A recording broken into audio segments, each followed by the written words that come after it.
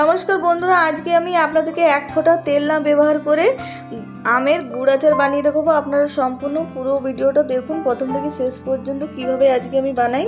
আর এখানে আম নিয়েছি দেখুন, আর আমটা ভালো করে কেটে ধুয়ে পরিষ্কার করে নিয়েছি। আর কড়াই প্রথমে কিছু শুকনো মশলা ভেজে নিচ্ছি, তার জন্য দিয়ে দিলাম গোটা ধনে, গোটা জিরে, দিয়ে দিলাম শুকনো লঙ্কা, আর তার সঙ্গে দিয়েছি মৌরি।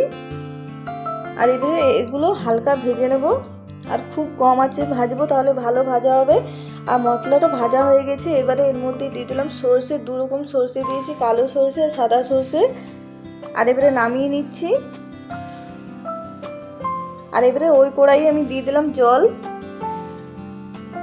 খুব বেশি জল দিইনি, অল্প দিয়েছি। এবারে দিয়ে দিলাম গুড়টা যাতে ভালোভাবে গলে যায় তার জন্য জল দিলাম। আর গুড়টা খুব ভালো করে গলিয়ে নেব। আর গুড়টা খুব সুন্দর গলে গেছে দেখুন, আর একটু ফুটিয়ে নিয়েছি গুড়টা। আর এবারে দিয়ে দিচ্ছি কেটে রাখা আম, আর সব আমটাই দিয়ে দিলাম গুড়ের মধ্যে।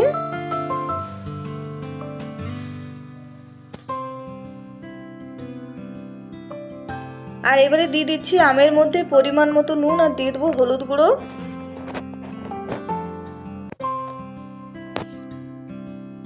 নুন আর হলুদ গুঁড়ো দিয়ে দিলাম। এবার ভালো করে মিশিয়ে নেব। আর এই গুড়ে আমটা খুব সুন্দর সেদ্ধ হয়ে যাবে।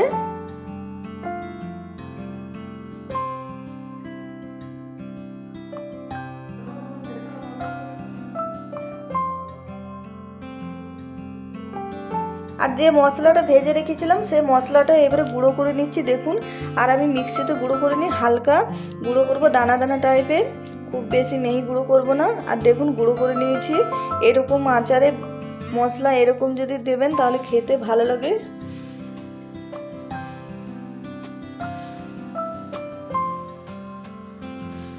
আর আমটা অনেকটা সেদ্ধ হয়ে গেছে। আর এবারে দিয়ে দিচ্ছি এর মধ্যে গোটা মৌরি, তার সঙ্গে যে মশলাটা গুঁড়ো করে রেখেছি সেই মশলাটা দিয়ে দিলাম। আর ভালো করে এবারে মিশিয়ে নেব।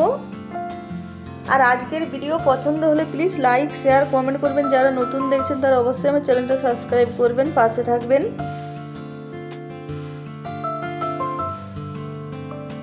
আর আমটা দেখুন খুব সুন্দর সেদ্ধ হয়ে গেছে, অনেকটাই গলে গেছে। আর এবারে নামিয়ে নেব, এরকম নামিয়ে নেব, বসে যাবে, ঠান্ডা হওয়ার পর অনেকটাই জমে যাবে। আর এরকম গুড় আচার বানিয়ে যদি রাখবেন বন্ধুরা, 2 থেকে 3 মাস অবধি ভালো থাকবে। আর দেখলেন তো, এক ফোঁটাও তেল না ব্যবহার করে গুড় আচার বানিয়ে দেখালাম আপনাদেরকে। আর আপনারাও এরকম বানাবেন, আর কমেন্টে নিশ্চয়ই জানাবেন কেমন হয়েছে কেমন না আজকের রেসিপি।